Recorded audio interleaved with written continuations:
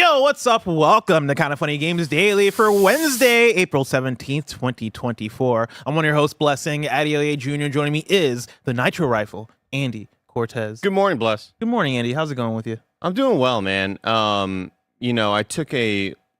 woke up this morning feeling energized, but feeling mournful for the loss of our Geodude in our Pokemon Nuzlocke challenge stream.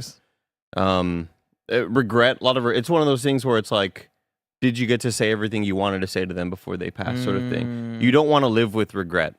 And unfortunately, this whole morning, it's been a lot of emotions, but me with you. So it's like it's taken me a lot. The name was Jenny. Jenny, yeah. After Sen Nuggies, because Sen Nuggies in the Twitch chat gifted 10 gifted subs. We were gonna use Geodude to go to the Vermilion City Gym, and just maybe we took our eye off the ball for a little bit. Vermilion City. It's early. Electric. Yeah, that's like only the third gym. Well, we're 18 hours in. Yeah, we have 2 badges. So 18 hours in. We haven't gotten on the boat yet. We're almost gonna go on this cruise. The 100-hour playthrough. if you're only at Vermilion City, we've had some 18 major hours in. We've had some major setbacks. God dang. But let's just say our little Magikarp evolved to level 20 yesterday. Whoa! And blew everybody's minds. Whoa! Well, mainly Nick. Nick kept on being like, enough of this stupid Magikarp, but this stupid splash. Like, and he finally saw the fruits of his labor come to fruition. I don't think I could have been that patient, especially during a Nuzlocke run to continue. Was Magikarp like a main party member? Did he have Magikarp like lead and then switch off, or was it just the strat? We were doing that, share? but we took him to the babysitter first. Smart. And okay. we got Magikarp to like level 16 or something. Yeah. Took him out and then put him at the front of the party sort of thing. Smart. Yeah, it was tough. And then we went into the Diglett cave, and Magikarp was the first one out. And then I guess in Fire Red, the Diglets in that Diglett cave will put some force field around you. I don't know. They don't allow you to switch out Pokemon or to run. Oh. So our Magikarp was out there alone against a Diglett, and we had tackle and we had a lot of potions, and we were able to tank through it. Thank and we God. caught it. It was my goodness. fucking terrifying. That's hilarious. It was terrifying, dude. Oh That's my God. awesome. It's a great time, though. It's a great time. Yes, Arena Trap ability. Yes, thank you, Alex. 3GB. Arena Trap. I'd never heard of that. I think that was in like the Gen 3. Yeah, the Fire Red I don't think version. they had that in the original. Yeah, I don't remember in the OG. Yeah. I think I'd make another remake. I guess they did with the Pokemon Let's Go stuff, and so maybe we're not due for a remake yet. But it wasn't really I mean, yeah, it was awesome, but I want the mechanics. I think Switch 2. By the time we get around there, I feel like now it's time. Like, let's make a full-fledged Gen 1 remake again, or Gen 2. HD Gen 2D? 2 is overdue for sure. For sure. And like dude. with Gen 2, you get the Gen 1 area again anyway. So like I'd be down for it. I miss it. Put it in I want the pixel art back, Put it in the Scarlet and Violet engine, just right now. Absolutely not. Port it Make that over. shit break down. Yeah. You It'll get to look great. Saffron City, is just fucking everything just breaks. With the Switch 2 Pro, you'll be able to run this game at 22 frames per second. At a locked 22. Insane. And enough about all that. It's a heavy news day, so we got a lot to talk about. Like PC finally getting trophies, who's making the next Baldur's Gate, and more, because this is Kinda Funny Games Daily. Each and every weekday, we run you through the nerdy news you need to know about live on YouTube, Twitch, and on podcast services around the globe. If you love what we do, support us with the Kinda Funny membership on Patreon or YouTube to get all of our shows ad-free, watch us record them live, and get a daily exclusive show. For a chance to be a part of the show, submit your thoughts and opinions as YouTube super chats as we go. Housekeeping for you: Moon Studios, the folks behind Ori, are launching their action RPG No Rest for the Wicked into early access Thursday, and we've partnered with them for a sponsored stream. Come see Andy and Mike delve into the gorgeous game and get some Twitch drops and maybe win a copy for yourself Thursday at 11 a.m. Pacific time after KFGD on YouTube and on Twitch. But today, the Pokemon Nick Luck continues on the stream. That's over on Twitch and YouTube right after KFGD. And then also a new Kinda Funny Gamescast is up where the crew discusses early access games. That's up over on youtube.com/KindaFunnyGames. Thank you to our Patreon producers, Carl Jacobs, Kieran Hovasapian, and Delaney Twining. Today we're brought to you by Factor, but we'll tell you about that later. For now, let's begin with what is, and forever will be, the Roper Report.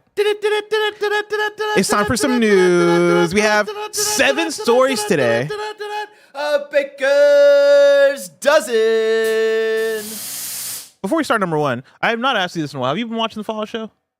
I am to 1.5 episodes, maybe 2 episodes from the end. Oh, sick. How are you liking it? It is fantastic. It's fucking great. Like the further you get into that show, the more it's like, oh snap. It keeps this is really on good. getting and the weaker parts that I don't want to spoil anything, but like the stuff that I was maybe the least into gets more compelling as you go on. Yeah. It's just overall like just really phenomenally like segmented and structured and all the flashbacks and everything. We got to do a spoiler cast soon. So damn I good. really just want to talk spoilers about I finished this thing. episode 3 last night, and like the final scene, which I don't want to get into specifics, was like, God damn, that's cool. That's a cool little piece of lore that we're like building into this world. Yeah. Yeah. Fucking rad. But yeah, story number 1 has nothing to do with Fallout. I'm just curious if you've been watching Fallout. Story number 1, Sony's new PlayStation PC overlay and shared trophies arrive with Ghost of Tsushima. This is Tom Warren at The Verge. Sony is introducing a new PlayStation PC overlay and share trophies with its upcoming release of Ghost of Tsushima Director's Cut on May 16th. It's the first PlayStation game for PC that uses Sony's new PlayStation overlay, which, much like the Steam overlay, will provide access to a friends list, trophies, settings, and your PlayStation account. Quote, this feature is available on Windows PCs and will be accessible from the in-game menu or for keyboard players by pressing Shift plus F1 shortcut on your keyboard, explains the online community specialist at Nixus Software in a blog post. Isn't that Danny O'Dwyer his F1 podcast, Shift F1? I'm pretty sure that is. I think it is actually, yeah. Wait, what does Shift F1 do right now? If you does that, what brings up the Steam overlay? Shift Tab does the Steam overlay. Damn, so they had to settle for F1. That's crazy. Yeah, that's fucked insane. up. Yeah. Sony acquired Nixus in 2021 and has been using the in-house port developer to bring games like Horizon Forbidden West, Marvel Spider-Man, and Ratchet & Clank Rift Apart to PC. Ghost of Tsushima's Director's Cut is also the first PlayStation PC game to support the trophy system from Sony's consoles. Quote, while playing the game, you can earn PlayStation trophies just like on PlayStation consoles. Ghost of Tsushima Director's Cut on PC shares the same trophy set as the game on PS5 consoles, end quote. To get access to the trophies, friends list, or crossplay support, you'll need to sign in to your Ghost of Tsushima Director's Cut with your PlayStation Network credentials.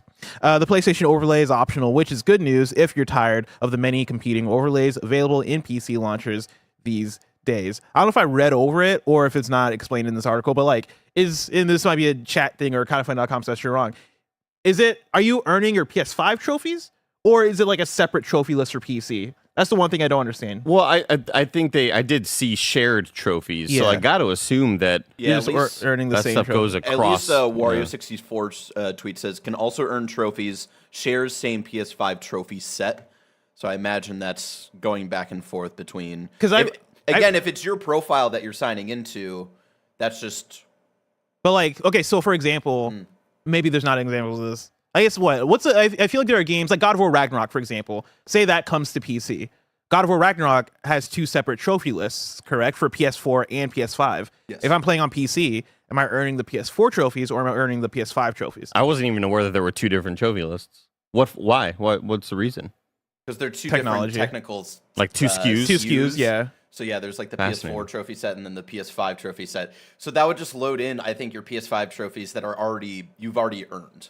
If that was the case for like Ragnarok coming to PC. Let's say you got the platinum in God of War Ragnarok on PS5 and then loaded up one day on PC. My assumption is that... I'm assuming it's PS5 probably. Yeah. Yeah, you're just doing that. Because I read this, it says shares the same trophy set as the game on PlayStation 5 consoles. I read that as like, oh, just have all the same trophies, but maybe it just means you're going to earn the same... It's like the Gotcha. same trophies, right? So you earn one and you can't earn it on both platforms, which sucks for Greg Miller if that's the case, but... I think it's good for everybody. do you think that is this something that people want? Is this something that PlayStation owners who are maybe also playing on PC who have already played these games on PlayStation super into? Because I think so. I know people are into Steam achievements. Don't get me wrong. I've never really cared either way for whether it's a Steam achievement or an Xbox achievement or a trophy. But I think it's cool that they're doing this. I just don't know whether there's like a big outcry for it or not. I like it a lot. I think there is an outcry for multiple things. I think playing multiplayer across games, or even like, they talk here. I think they talked about shared progress, right? I think they might have mentioned it somewhere in here. But like, shared trophies. No shared progress yet.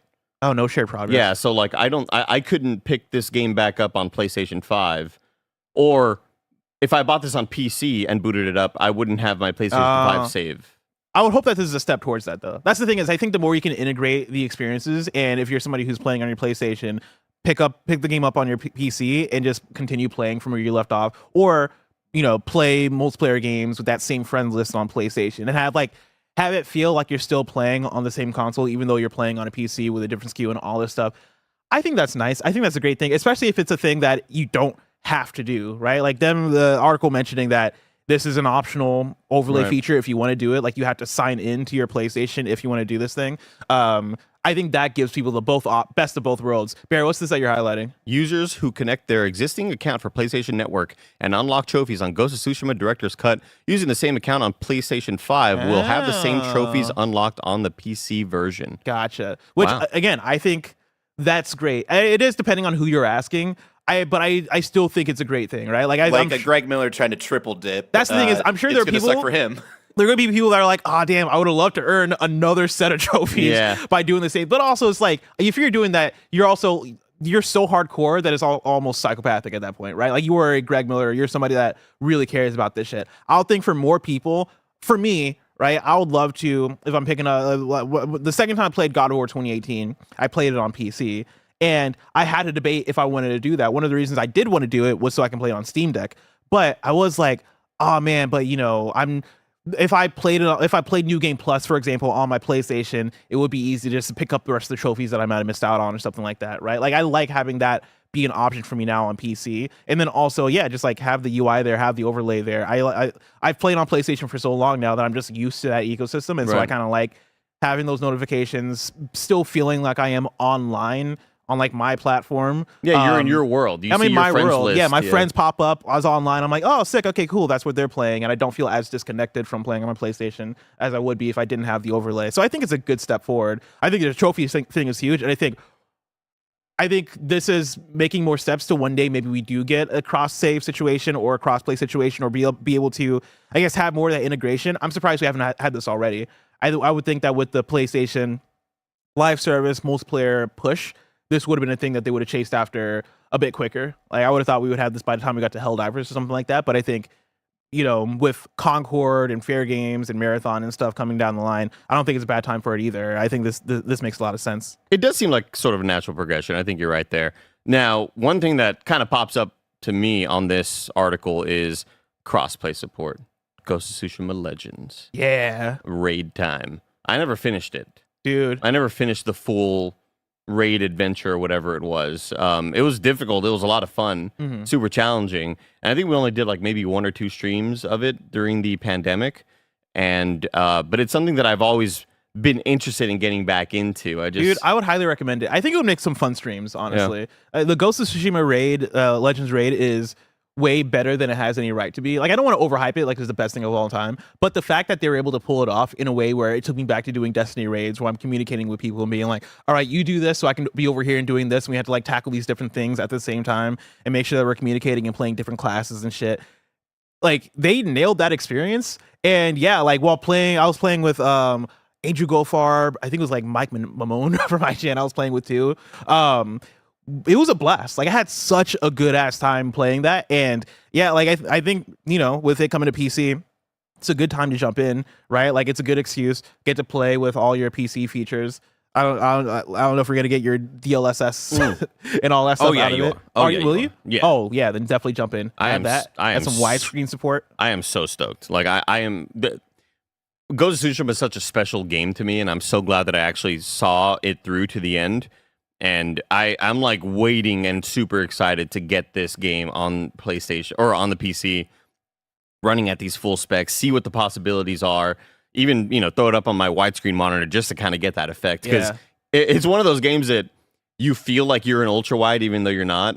Like that. Yeah. That's kind of like how immersive and massive and large this experience is. And I'm just so stoked to see the game sort of like what's it called on cars where they take off like the limiter thing to like make your car go faster. Unlimited. Yeah, exactly. That's the thing I was looking for. How did you know? Unlimited You're potential. a car guy. I love cars. What's that thing called, chat? You know what do they use in Fast and Furious? NOS. NOS. Is Is it Nas? Yeah, but there's also like a car governor. Wow, that's sick. I didn't know it was called that's that. insane. Yeah, In so that's like the season 3 thing that Walking like Dead. lets your car go faster than like 80 or 90. You can push it to the Overclock. limit. Yeah, it's like overclocking your PC. That's cool. Yeah, Super sick. I'm not gonna lie. Could have sworn it was already on PC. I didn't know Oh, really? I did not know we were still waiting on Ghost of Tsushima for a PC. But yeah, I like that. The thing I really like about the way PlayStation does it, where it is, all right, we'll release it and then we'll release it a year later for PC, is that you get that second wave. And so now that we are getting another wave of people. Well, this was the long wait. Yeah. This was the longest one because we had God of War, we had Horizon before that, we got Horizon Forbidden West recently, and this whole time was like, where the fuck is Ghost of Tsushima? Well, it would have made sense to put out a PC version with the director's cut for PS5. So I think that's just why it's weird to me that we've waited this long for it. But yeah, like get another wave of hopefully press for it, get another wave of marketing, get more people in. And for me, as somebody I've not picked up Ghost of Tsushima in years at this point, but I fucking loved it. Like I'm excited for more people to jump into it because this might be my chance to go get back into Legends because it's been so long. And so if you're looking for somebody to raid with, play multiplayer with, let me know because I'm down. I want to give it a shot. I really want to like see it through because I'd never fully finished it, and I'm very excited to kind of see exactly what all the hype was about. Even though I enjoyed what I did play. Hell yeah! Let's move on to story number 2. Wizards of the Coast is now talking to lots of partners about the next Baldur's Gate. This is Matt Wales at Eurogamer. Larian Studios didn't so much smash last year's Baldur's Gate 3 out the park as launch it straight into orbit, collecting countless Game of the Year awards and even a few BAFTAs along the way. But while the studios made it clear it has no interest in returning for Baldur's Gate 3, Dungeons & Dragons owner Wizards of the Coast is definitely on board for more, and is currently talking to lots of partners about the future of the series. That's according to Eugene Evans, Senior Vice President of Digital Strategy and Licensing for Wizards of the Coast and parent company Hasbro, who spoke with PC Gamer following Baldur's Gate 3's recent BAFTA wins. Evans confirmed the company is keen to continue the series and has started having conversations to that effect, although it sounds like it'll be some time before anything specific is revealed. Quote, "We're now talking to lots of partners," Evans explains. Quote, "and being approached by a lot of partners who are embracing the challenge of what does the future of the Baldur's Gate franchise look like. So we certainly hope that it's not another 25 years as it was from Baldur's Gate 2 to 3.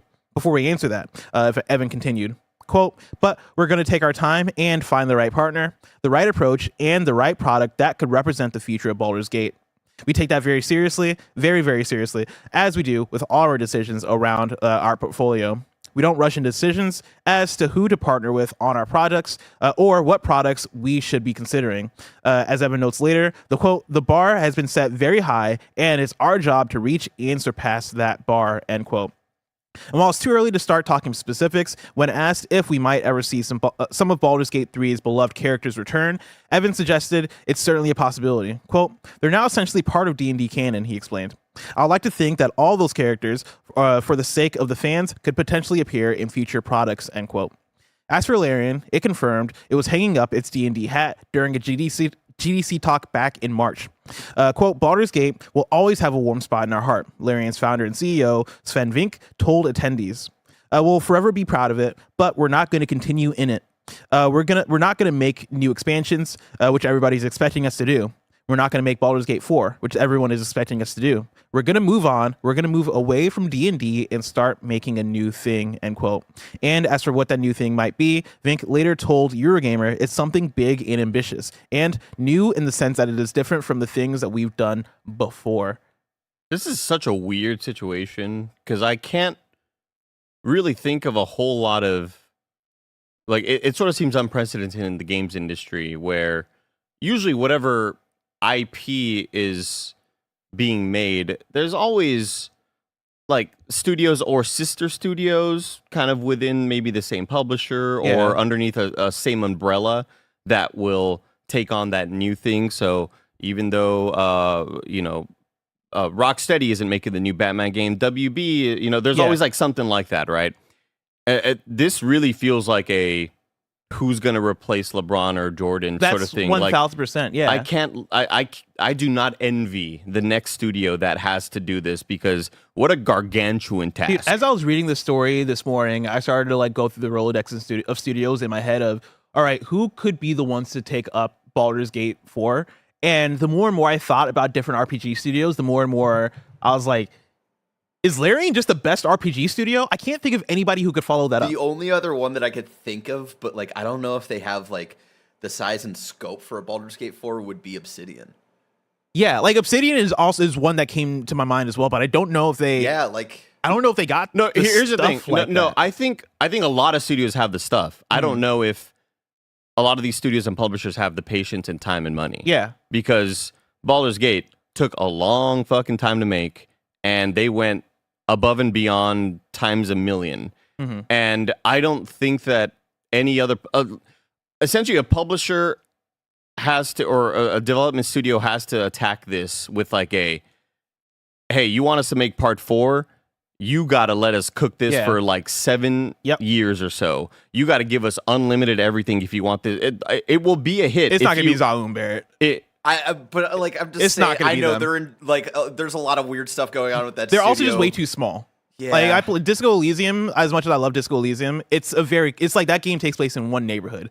I don't think they would have this stuff. Yeah, I fully believe that a lot of studios have the possibility and capability to do so. Like, I just don't know if publisher pressure will eventually overtake all of that sort of drive and passion to shit out a product that is lesser than, which if a product's lesser than Baldur's Gate 3, it's still probably going to be pretty good. It's still going to be great. It's going to be really good. That's the thing is Obsidian would make a great Baldur's Gate 4. And I can name plenty of developers that would make a great Baldur's Gate 4, but it's hard to think of a developer that has the, like, you're right in terms of the context of the scenario of Larian is an independent studio that had all the time to work on it. They had like this big IP, and they also have such RPG skill, right? They're one of the few developers that are making games of that genre on that level. Like you go back and you look at Divinity Original Sin 2 and you go, okay, yeah, like you guys have the stuff. You saw the vision. It's hard to think of a developer with that amount of talent and skill, that amount of freedom, that amount of like grace in terms of the time you can take to make something.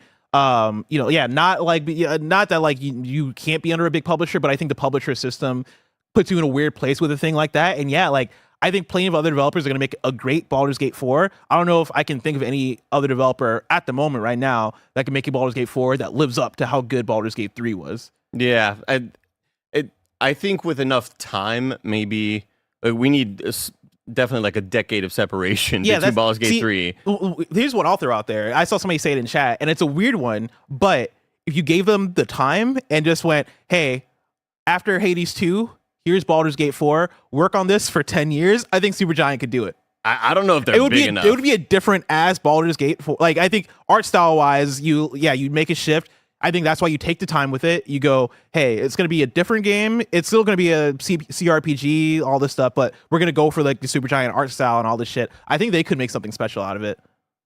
Yeah, I mean, a lot of it comes down to, a lot of it comes down to budget, I think. And at any point, the next studio can throw big dollars at the top 5 or 10 people from Larian and be like, come over here, come make Baldur's Gate 4 for us. Like a lot of those shifts can happen.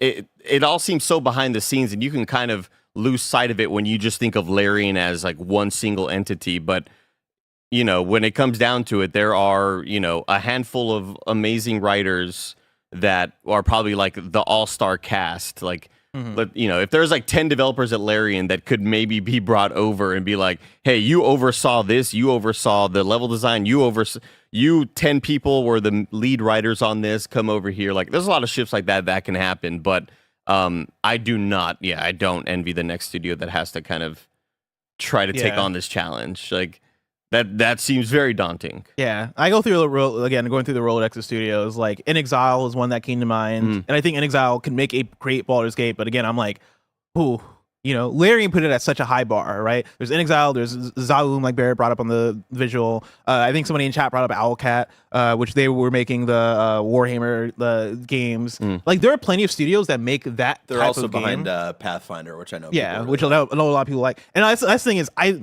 know there are people that make that type of game, obviously, but I think Larian is just on another level of like how they make that kind of game and the amount of quality they put into it. That I think it's hard for me to think of somebody that would live up. I think all these studios would make a great Baldur's Gate, but can you make a Baldur's Gate 3 level game? I think that's the tough thing. Yeah. Again, I just keep going back to, I think Larian is so special, and that game was so special because it was allowed to be special. Yeah. And when you have developers that throw every idea at the wall, and when you can fulfill 99% of those promises, because developers, when you're in the rooms, when you are brainstorming, when you're trying to come up with ideas for how to make this game, and you end up settling on at least 5 of the 20 ideas that you threw out there, right? And there's a lot of stuff that doesn't make the final cut. And I think of like all the abilities that didn't make Breath of the Wild that were kind of held over for Tears of the Kingdom and stuff like that, and how they kind of just had unlimited time and unlimited resources to make whatever they wanted with Tears of the Kingdom.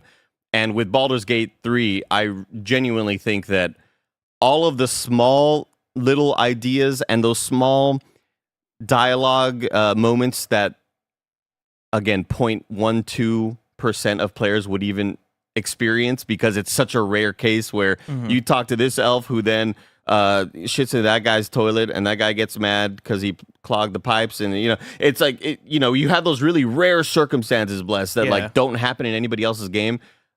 That gets cut from most developers' stuff, games, because they look at, they're like, no, we don't have time to add that little tiny thing. Like, that's such a low priority thing. But it felt like there was nothing. It felt like there was nothing low priority enough for Larian. Yeah, like they just kind of did everything that they wanted to do. To the Zelda comparison, I think one thing we talked about with Tears of the Kingdom and why that game is so like technically excellent is they have people that have been working on that game who have just been in the industry for a very long time, and that are bringing like that institutional knowledge of, hey, we've made plenty of Zeldas, we made plenty of video games, like we just know how to do this shit. And Nintendo is really good about retaining that team and retaining those same people that have this institutional knowledge of how to make video games. Like, Larian's been doing this for a minute, right? Like they've been making Divinities for a very long time. And like you play Divinity Original Sin 2, which came out in 2017, and you ask anybody who played that game, they're like, oh yeah, it's a fucking masterpiece. Like, it's a 10 out of 10 video game. And that comes from years of, before that making Divinity Original Sin 2, before that making, I guess, all the other Divinity games, right? Like, they've been working towards this for a while, I think. And with no corporate oversight, that's such a blessing. Yeah. To be able to do that independently without somebody over your heads going, we need this release date, we need the release date, all that other stuff you want to put into the game that's going to make everybody go, wow, they went the extra mile with it, that's going to get cut. We need that fucking launch date. Where's the early access date? Like, all of that stuff normally gets cut from most projects. I also think of Super Mario Wonder, how hearing the development process there was like, yeah, we had developers just throwing out whatever the hell they wanted idea-wise, and we had kind of an unlimited time frame to make what we wanted. And when you have time and money, you could make a really damn good project. Yeah, and going back to your basketball analogy, you're talking about like LeBron, right? Like, I think right now you have to, as the team looking for the next studio who's going to make Baldur's Gate 4, you almost have to have like a scouting mentality of, all right, who's next up? Like, who right now is, like, I don't think you can find another Larian, obviously, but I think you have to be like, all right, who fits the mold of somebody who's going to make something special? That's why Supergiant comes to mind. I know, like, Supergiant is already on their own echelon. People know Supergiant. People love Hades. It's the biggest thing, all that stuff, right? Like, they came to mind because it is, all right, like, they've not made a Baldur's Gate type game before, but you can kind of see. They love challenging themselves. They love challenging themselves, and you can kind of see, like, the quality in their writing, the quality in their art, the quality in, like, they know how to make good action, all this stuff, right? Like, I could see that translate. You have to have that kind of eye of, all right, who is somebody that we're not expecting? Like, you could look at the Exiles, you can look at Zaum, you can look at people like the teams that Allocats, the teams that have made this kind of game before. But I think you almost have to go beyond that of, all right, like, but who's next up? Who is the people that are cooking that we really had to keep an eye on? On the flip side, though, separate from Baldur's Gate, talking about Larian, this last part where, they're talking about how Vink had told Eurogamer that they're working on something big and ambitious, and it's something new in the sense that it's different from the things that we've done before. I'm so fascinated on what that game is. Like, I wonder if they're just talking about different in terms of genre. I wonder if it's is it space Baldur's Gate, Yeah, is it like sci-fi? Is it post-apocalyptic? Are we just going with a different setting? Is it going to be another fantasy thing, but they're creating their own fantasy universe? Which I guess you can make the argument for Divinity, but like, I could see them doing something way different now. They made so many of that type of fantasy game that I could see them going, all right, now let's like get weird. Yeah, let's put it in space. It's got to be so exciting to be in those creative development rooms, just listening to what's being thrown out when you have a studio that made $1 bazillion on the only game to win the 5 Game of the Year awards from all those major publications, major award shows. It's got to be so exciting to just have that freedom. Dude, and like, we're still independent. Doing that in a year or two as the Kingdom came out too. I know. That's wild. That's crazy. When you win the BAFTA, you win the Game Award, you win the DICE Award, you win you win all this shit the same year that Tears of the Kingdom came out. That's a fucking flex right there. And that's like beating. You got so much money to work with. That's like winning the Jordan Bulls era. Like, oh yeah, it's impossible, but they didn't. Wild. It's amazing. Andy, speaking of Nintendo, we're going to talk about the Nintendo Indie World Showcase. But first, let me tell you about patreon.com/kindafunny and youtube.com/kindafunnygames, where you can go and get the Kinda Funny membership, which allows you to get shows ad-free. Speaking of ads, let us tell you about our sponsors. This episode is brought to you by Factor. Eat stress-free this spring with Factor's delicious, ready-to-eat meals. A ton of us here at Kinda Funny have been so thankful for Factor since we've been in the new studio, and you can too. Every fresh, never frozen meal is chef-crafted, dietitian-approved, and ready to eat in just 2 minutes. Choose from a weekly menu of 35 options, including popular options like Calorie Smart, Keto, Protein Plus, or Vegan and Veggie. Also, discover more than 60 add-ons every week, like breakfast, on-the-go lunch, snacks, and beverages to help you stay fueled and feel good all day long. What are you waiting for? Get started today and fuel up your springtime goals. Get chef-prepared meals on the table in 2 minutes with Factor's ready-to-eat meals so you can get back to doing what you love this spring. Head to factormeals.com/kindafunny50 and use code kindafunny50 to get 50% off your first box plus 20% off your next box. That's code kindafunny50 at factormeals.com/kindafunny50 to get 50% off your first box plus 20% off your next box while your subscription is active. And we're back. And Barrett, I dropped a tweet into assets. Really, I want you to click in through the tweet that is quote tweeting, because it's one from Dexerto. Or that's replying to, I should say. It's one from Dexerto. It reads, WWE's Austin Creed brought a setup including a monitor to play Tekken on a flight. And it's here. Somebody is like sitting like rows behind Austin, videotaping him playing Tekken on a flight. This is insane. This is that type of shit that I appreciate. Because you say that, but that is you behavior. Again, which is why I appreciate it. I don't know if there's anybody more hardcore than Austin is. Like, when I just look at anytime he's posting an Instagram story, there's always that monitor that he, like, that little portable monitor that he has that's like hella thin, It's similar to like Greg's Games ones, Yeah. The one that's spelled like GAEMS or whatever. Yeah. You've seen that, Yeah, Brad, I've right? seen that, yeah. So he has like a very similar one to that. And yeah, I just love anytime he's on the road, there's always a photo of him near an outlet and like a family of 5. Oh, yeah. And he's just got a monitor and he's just like fucking grinding away on some Tekken. Yeah, It's when the he was best. here, we did our Tekken match or whatever where he beat me. But like, Oh, really? yeah, it was unfortunate. It was close though. Really? Also, somebody fucked with the controls. We got to get a rematch soon. Look at the tampering. somebody was tampering it with it for sure. And also, usually we do best of 5 or best of 10. We only did one match. You didn't have time to read him. Yeah, we didn't have time to like download each other, Yeah. all that stuff, and so it wasn't really a sanctioned match. Sounds like sour grapes, man. No, man, the grapes are sweet.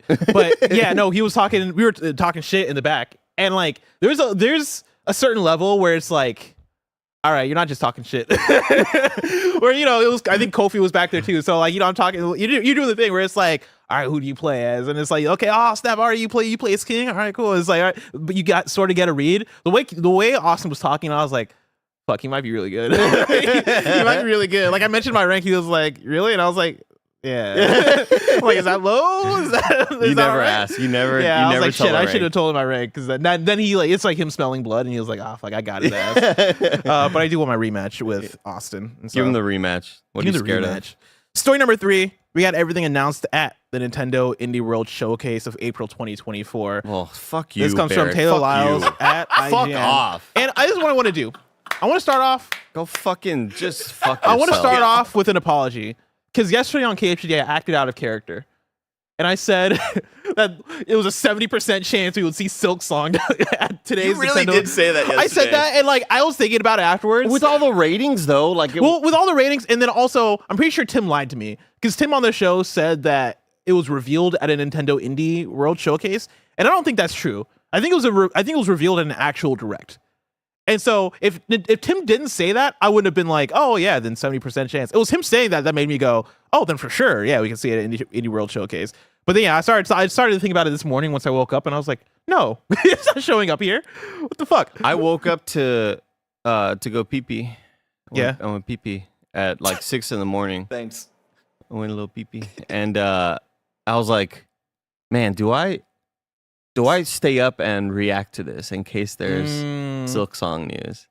And then wake you up woke- everybody And then in you the actually house. woke the fuck up, and you're like, no, that's stupid. And then yeah, you're right. And then like around 8 a.m., I wake up, look at Twitter. I'm like, what was I thinking? I'm so glad I didn't stay up. I would have been so I'm an idiot. disappointed. You Like know? a lot of cool games here, obviously, but You would have had the reaction to Steam World Heist 2. it's just the timing of everything. Like it felt It's all the ratings. It's like the store page going up. It in felt two right. different spots. You know, like oh god, It so felt much right. copium. And then yeah, like Tim saying, yeah, it was revealed at Nintendo Indie World. I was like, oh, then for sure it's happening. Chat, you can watch me play Silk Song actually on YouTube if you YouTube Andy Cortez Crowshorn. I play a demo of Silk Song. Check that out. It's really good. What's up, Barrett? I could see it being this summer, especially with the page going up, with it being rated in multiple countries. I don't. Yeah, that's the thing. I don't take back. Like, I still think it's coming soon. Yeah. I think for sure it's around the corner. But I think just me being like it's an Indie World Showcase, I'm like, nah. At that point, just release the trailer by yourself. We all have goofy moments. I know, plus. but like this is, you know, One time I fucked said up of me. Nintendo's ARMS was going to be like one of the biggest games of all time. Yeah, you did say that. Who I think has it on their fantasy? Oh, that's a really good question. Is it Mike? I I think think it's it's Mike. Barrett, can you look that up? Yeah, I'll bring it. It's either Mike or Roger. I'm pretty sure I hyped up Babylon's Fall too. So we've all had our L's. I mean, come on, you know, It's come on. like It's always 50-50. It looked like the next year when they revealed it, but then they showed the trailer at like whatever last E3 before or whatever the last trailer was, and I was like, no, no. Well, it also didn't help that it was a 1080p with just really shit compression, and that art style was very painterly. And Yeah. the trailer looked like it's one of the worst videos I've ever seen on YouTube, like Yeah. visual Oh my quality God. wise. When we learned it was like a games as a service and not a single player action RPG. Snow Like Mike has Hollow Knight Silk Song on the list. I'm not gonna lie, I'm not feeling good about my fantasy critic. I only remember it whenever I'm on this show, which is like once a month. I picked up Eiyuden Chronicle 100 Heroes. I'm not gonna lie, there are some games announced today where I'm looking at. I'm like, do I pick this up? We'll get into that in a second. But Rise of the Ronin fucked me, and it's that thing. The thing that pained me the most is that as soon as I played that first preview, I was like, fuck. And it's too late because we made the rule that we can't pull out, right? Yeah. Like as soon as we like had the code, I can't do anything about it. So I have to leave it on my. But I played it. I was like, fuck, dude. And then I mean, 7 points isn't bad though. yeah, but people are out here getting Baird's picking up Balacho and getting like 24 points or whatever he got on It's a that. big hit. It's a big hitter, heavy hitter. Also Pepper Grinder is doing worse than I thought. I didn't see that it only got a 79. And then yeah, Grand Blue Fantasy Relink. I thought the streets would fuck with it more. Where am I at? Let me see I'm my score. upset What games with, do I have? for you about Pepper Grinder too, Bless. That should Pepper that should Grinder, be, I think that should be higher. mid-80s. Oh man, Roger. Oof. Yeah. Negative 7 points. Yeah, It was Roger got the -6 counter pick on yesterday. Dragon's Dogma too. And also, he's stuck with again. I'm so confused.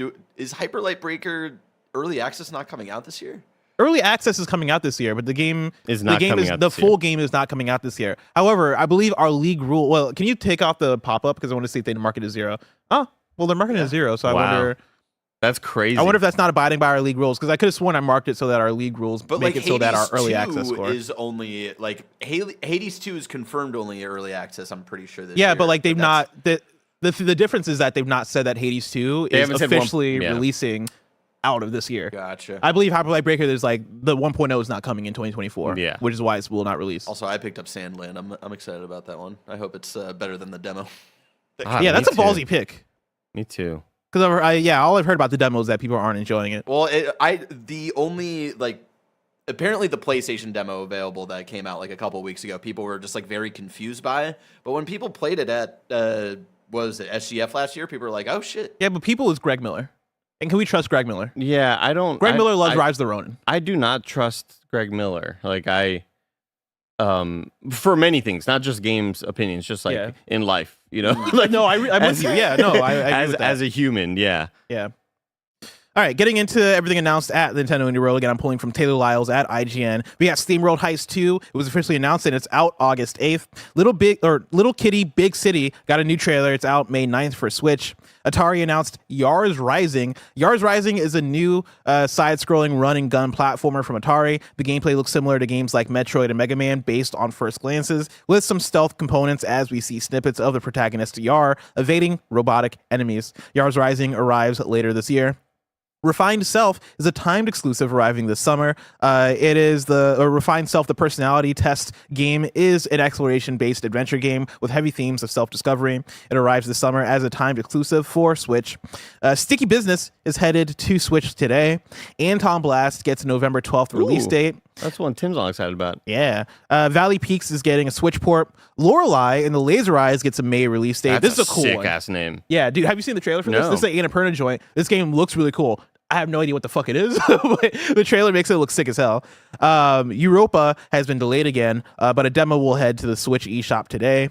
TMNT Splintered Fate is a timed exclusive coming this July. This game looks fucking dope.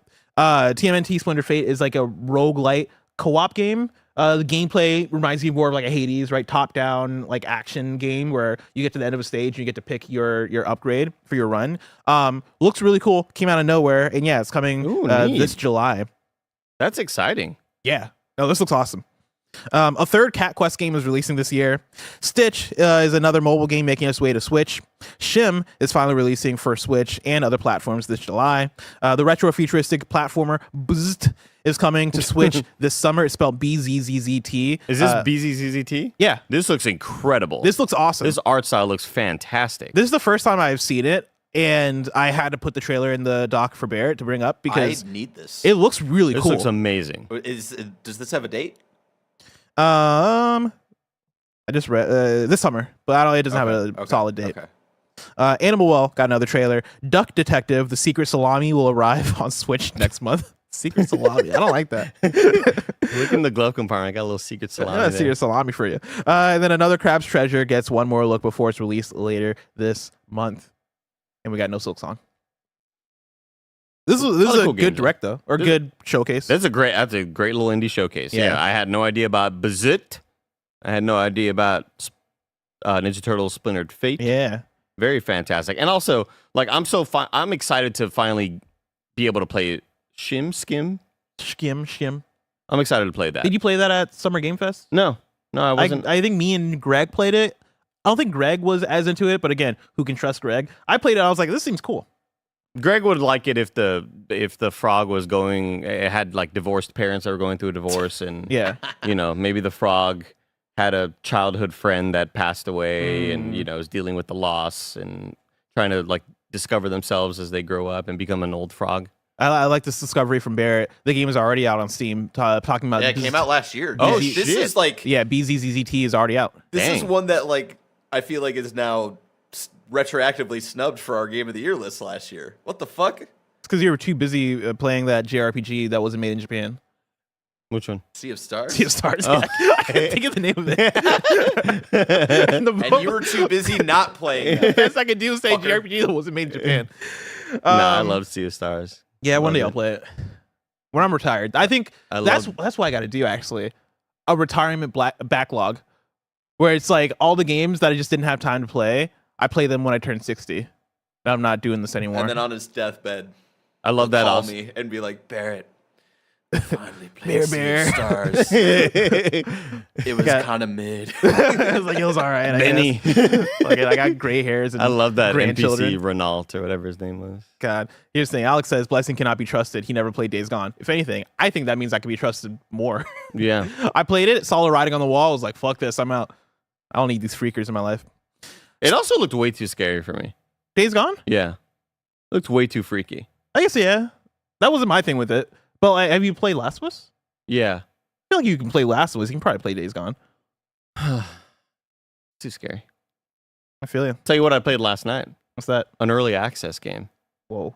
that everybody should support. Because I'm in it. Whoa. Kill It With Fire 2, released on early access yesterday. Let's fucking go. And was able to hear myself in the game. And it was really cool. It was emotional. I was like, holy shit, that's fucking awesome. That's crazy. Was it weird at all? Like it's hard for me to listen back to podcasts that I'm on because I hate my voice. But like, and I think and that's everybody, right? Everybody hates listening to their own voice. When you're playing a game, is it more like, oh, that's me, or is it like, oh, that's me? Well, it's exciting, and then you realize like you are by far the worst voice actor in the cast. So that there's always that, sort of like, oh shit, that's why these people do this for a living, right? But it was still cool, and I had a great time. The game's like actually really fucking awesome, and I enjoyed part 1 as well, but part 2 like just sort of scales up everything. It's insane. I want to play the multiplayer mode because the multiplayer mode would be great for a stream. It's like a prop hunt type mode where there's 4 or 3 spiders or 4 little spiders, and there's one hunter trying to like find you. Yeah. So like you could have your 3 friends as spiders as you're trying to look for them around the world and exterminate them. But yeah, you end up going to interdimensionally to like the spider world, Arachnotopia, and then you are a giant in their world, like Godzilla style. Yeah. And it changes the tone completely because when you're in the rooms with these little spiders, you hear like the movement, and it's freaky. And they like the music hits and the stings will like kind of freak you out, and it's like, oh, it's really unnerving. But then when you go to their city and you are essentially just a kaiju in their little spider world, and like you walk up to their like buildings and you can like break them, and it's all like awesome physics. You could just like toss cars into the water and shit. And you see the little spiders like, no! like running away, and you like hit them with a newspaper, and it's a great time. I had a freaking awesome time with it. That's sick as hell. Yeah. Fuck yeah, I gotta check that out. Though, like, I think I have like the smallest sense of like arachnophobia. Yeah. Where like you saw me playing Bloodborne. When I got to like the spider area, I was like, fuck this shit. I feel like that's a little bit with the Elden Ring hands. Yeah. The way they crawl around. No, that, like legitimately when I see the Elden Ring hands crawling around, I sweat. It's like, I have a physical reaction. There's like 3 different options in the arachnophobia settings. Like it has arachnophobia accessibility stuff where you can like it's customizable, where it's not just like one click for arachnophobia mode. There's like you can make them just a little sphere that walks around. You can I think like slow down the action. There's like different things you can customize like to make it like more not just shitty to feel whenever you see these little things crawling around. But it is freaky, man. Like you hear them, you see them on your little radar, and then like you like maybe just like smack at a bookshelf, and then you'll just see something crawl around and jump at you, and it's on your screen. You're like, no, what the fuck? It is really freaky. The way I'll shit my pants immediately if I do that on Steam. It's a good time. God. Let's move on to story number 4. Take-Two is cutting 5% of its workforce. This is Andy Robinson at Video Games Chronicle. Take-Two Interactive, the publisher behind GTA, has announced plans to cut around 5% of its workforce, or around 600 people. Oh God, I'm getting logged out. In a statement published on Tuesday, the company said the cuts would result in the cancellation of unnamed in-development game projects. Take-Two estimates the cuts will save it around $160 million annually. The plan is expected to be largely complete by December 31st, 2024. The announcement comes weeks after it was confirmed that Take-Two is acquiring Borderlands maker Gearbox in a deal worth $460 million. Take-Two CEO Strauss Zelnick had indicated that it intended to reduce costs earlier this year, but claimed at the time that there were no current plans for layoffs. Last February, the company implemented an earlier cost reduction program, which saw it trying to make annual savings of $50 million. This sucks. Has it been a while since there's been layoff news? It feels like it. I mean, like it, but when I say a while, I mean like a week and a half. Wave. I mean like a week and a half or something, I think maybe they stopped having the same like impact in terms of like people talking about it and people being like shocked at it every time. Is it because of like the when we had those massive waves of terrible layoffs, that was more of a quarterly sort of like Well, I think it just went from like shareholder discussion. That, but also like in the last, let's say 8 months of it happening, like what all of the major publishers have had layoffs, right? Like I feel like we've gotten through most of the big publishers, and now we're down to like indie studios and smaller studios, and I think it's all still happening, but we're just talking about it less because we've gone through the EAs and PlayStations and Xboxes and Activisions and Riots. If I name a publisher right now, it's more likely they've already had the layoffs than not. And so I think we're just like, oh, well, we're finally at the point where Take-Two's having it. We're gonna get to the point where it's like whoever's left. I'm not gonna name it because I don't want to jinx anything, but like whoever's left that hasn't had a layoff is gonna have that layoff story. We've been through most of the big ones at this point, so which sad. is really crazy. That's so scary. Sad. Do you I wasn't listening for Games Daily when Mike Ybarra, formerly of Blizzard, talked about tipping. Oh, we didn't even talk about that. And like, I didn't want to go on a rant. I think that's why I left it off, because I didn't want to get pissed off. Yeah, like I think of that whole concept, and it's like it'd be great if I knew where the money was going. Yeah, when you tip like a server, you know it's going directly to them. And tipping culture is a big thing And that's here in only America sometimes too, because people who are like in that industry don't get paid very well. Yeah, and so that I'd be so down for the tipping thing if I knew like the money's going to the people in the seats making the shit. Maybe Which just is pay them not- better. Maybe just figure out your thing. Like, oh god, That's it's my so thing is annoying. like, for me, it's less so even like, oh yeah, I'm gonna tip this person.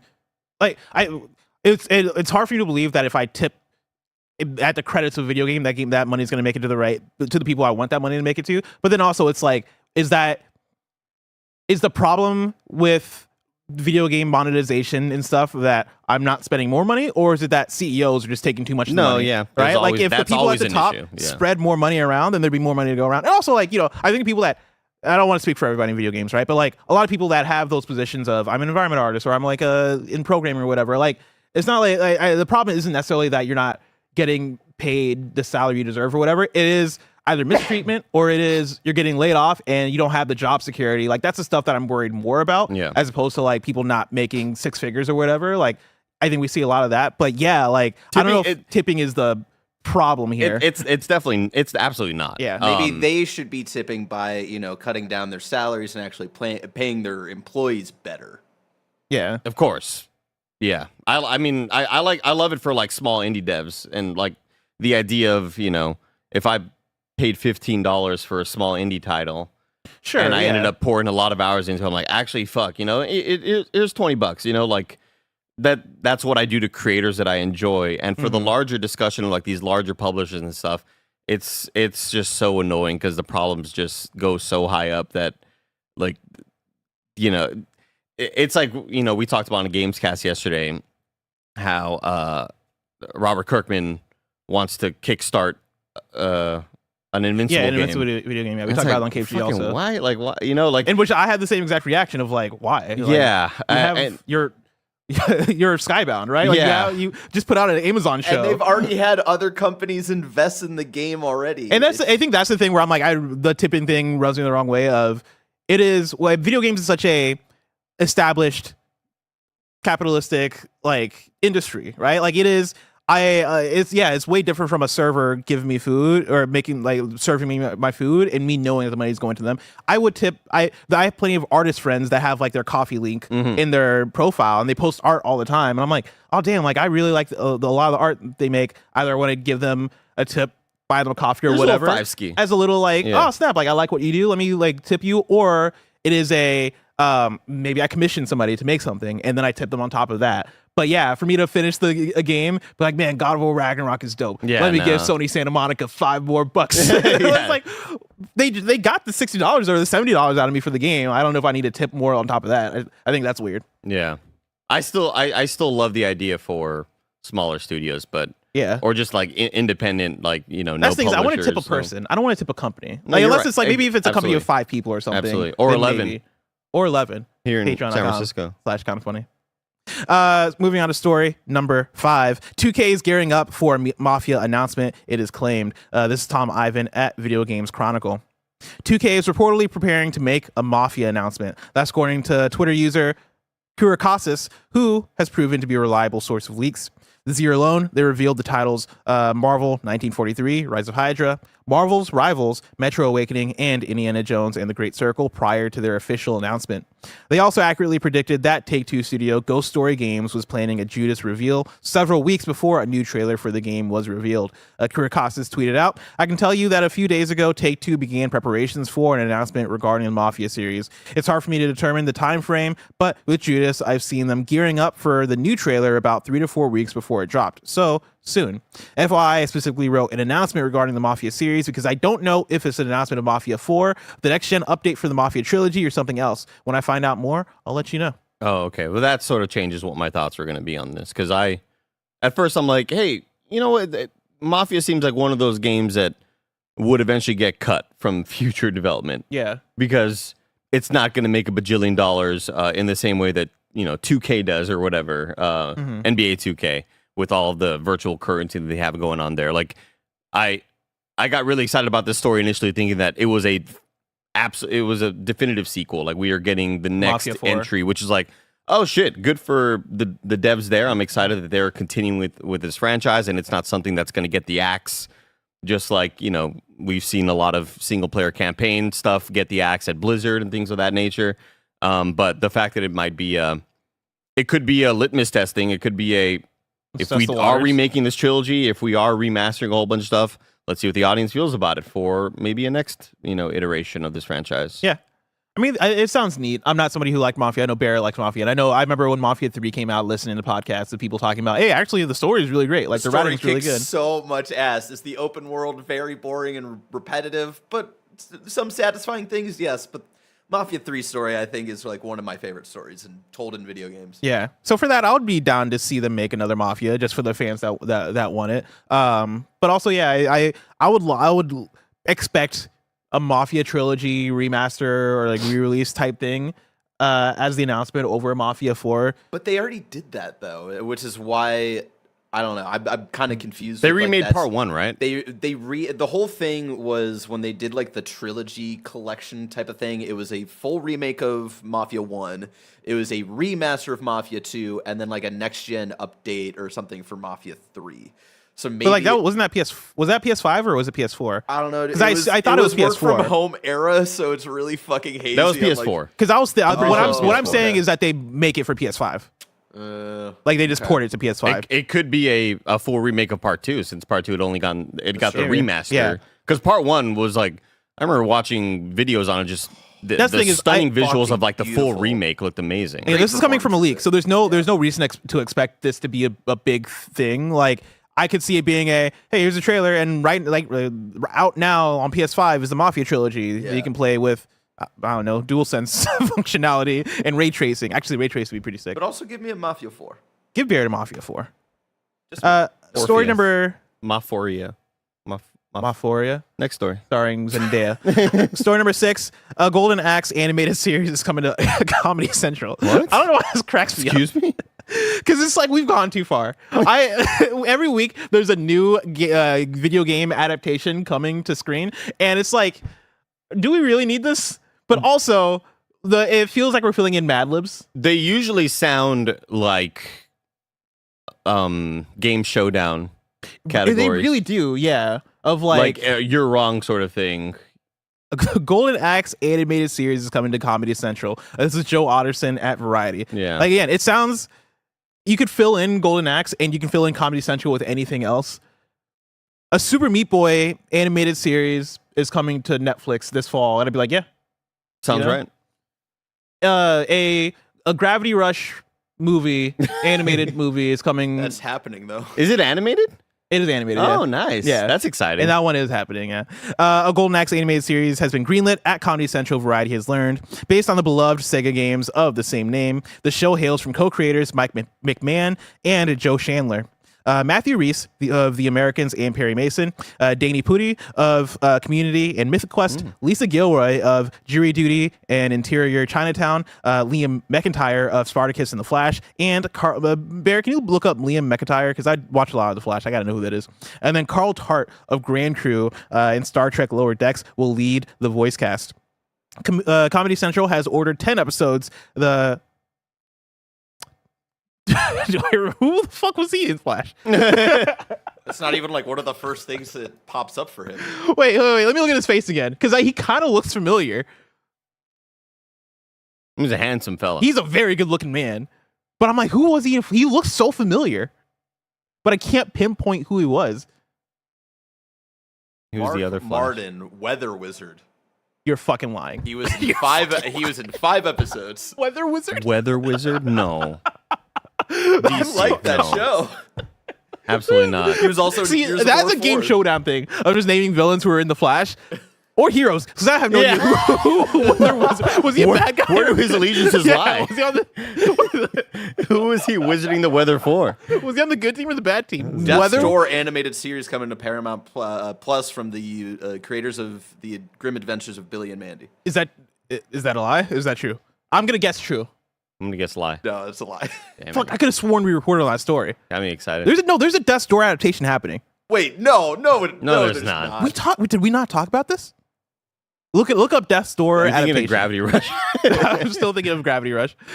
Look it up and let me know, because I could have sworn those one happening. Man, I want Death's Door 2 so bad, man. What a game. Fucking game, Andy. Loved it. I'm probably thinking of something else. Maybe I'm thinking of Sifu. Comedy Central has ordered 10 episodes. The official description of the series, the official description of the series states the show, quote, follows veteran warriors, Axe Battler, who is McIntyre, Tyrus Flair, who's Gilroy, and Gilius Thunderhead, who is Reese, as they once again battle to save Uria from the evil giant Death Adder, who just won't seem to stay dead. I don't know why this all sounds so made up to me. Why won't this guy stay dead?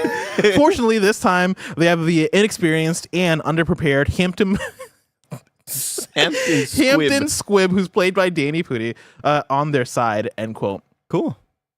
Did you ever play Golden Axe? Way back in the day. It was one of those that my cousin had in advance, and he had that shit, and it was cool. I never got to play Golden Axe, but I think this is neat. No, I'm thinking of Golden Sun. Who the fuck? The fuck is Golden Axe? Oh, is Golden Axe like a Gauntlet Legends type game? Oh, that's right. Oh, this is yeah. Yeah, this is like okay. a Sega Genesis game. Yeah, this was on that list of remakes. Yep. Or like games the that big are coming. sort of Sega. The big Sega That's right. refresh. And so now they're making an adaptation. Which one do you? And it's coming to Comedy Central. Which one of these guys is Hampton Squibb? It's got to be the dinosaur. Actually, they don't own the dinosaur. I'll bet money is Hampton Squibb. Look at them. It looks like they're attacking people that aren't villains. They're the bad guys. They're on Weather Wizard's side. God. Well, Andy, that was a lot of big news we just talked about. But if I wanted something smaller, say the tiniest news I need to know about, where would I go? You go to our last story, the Wii News channel, where we cover all the small news items you need to know about. Now it's time. Story number 7. That's right. It's the Wii News. Ubisoft has responded to the criticism about the Star Wars Outlaws Season Pass exclusive mission. Quote, to clarify, Jabba the Hutt and Hutt Cartel are one of the main syndicates in Star Wars Outlaws and will be part of the experience for everyone who purchases the game, regardless of the edition, a Ubisoft spokesperson said in a statement to IGN. Quote, the Jabba's Gambit mission is an optional additional mission with the Hutt Cartel along Kay and Nyx's journey across the Outer Rim. This mission will be available to those who purchase the Season Pass or an edition of the game, which includes the Season Pass. All right, that's fine then. Yeah.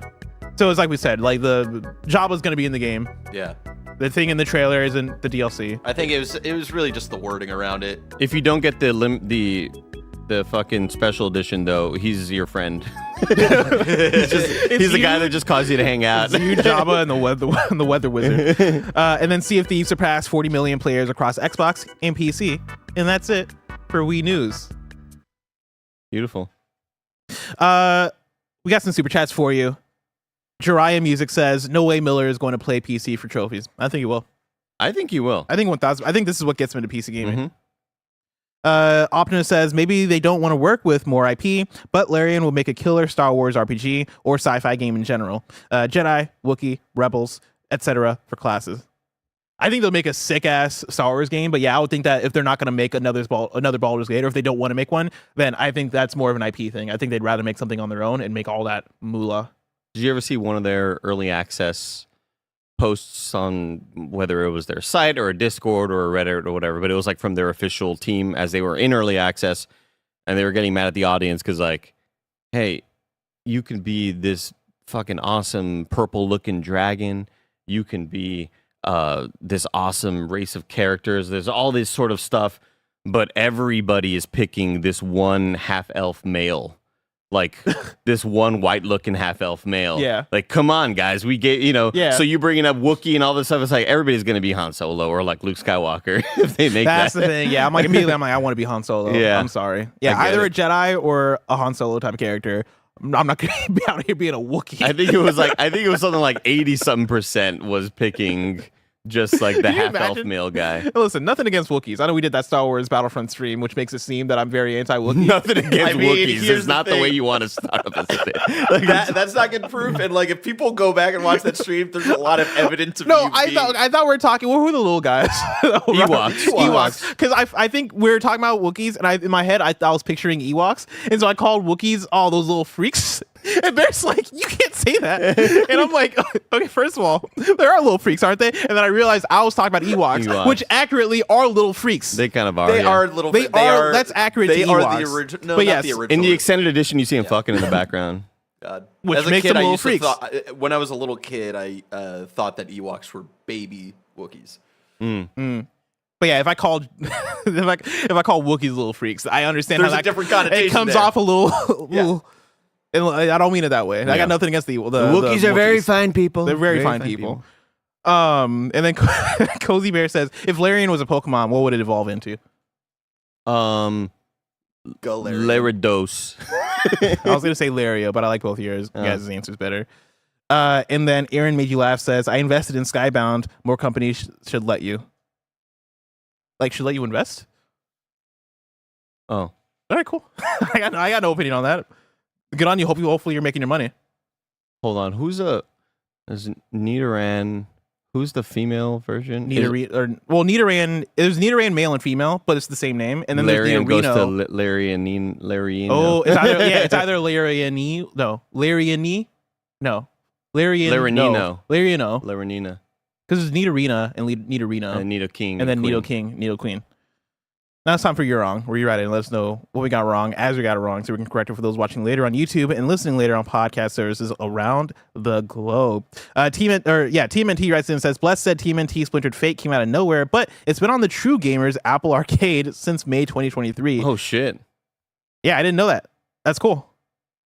Hollow Knight Banner says Hollow Knight Soul Song was revealed in a trailer on both Nintendo and Team Cherry's YouTube channel. It was not attached to any direct or presentation. However, this was when it was supposed to be Hollow Knight DLC. All right. Yeah, that's when it was just like an expansion. And then Kebab says duplicate trophy lists date back to the PS3 era with the games also on Vita. Oh, this is all context we already know, Kebabs. Yeah, that's what I was talking about. Like, yeah, Stuff I didn't know, but I'm not a trophy boy. yeah, you can get those trophies on PS3 and Vita and PS4. And then sometimes you have like a different region. You can get in a different region too. Oh, word. Yeah. That's crazy. I know. I learned this all from Greg Miller, who's a madman. Well, that's it for You're Wrong. And that's it for Kinda Funny Games Daily. Of course, each and every weekday, we run you through the nerdy news you need to know about live on YouTube, Twitch, and on podcast services around the globe. If you love what we do, support us with the Kinda Funny membership on Patreon or YouTube to get all of our shows ad-free, watch us record them live, and get a daily exclusive show. Until next time, Game Daily.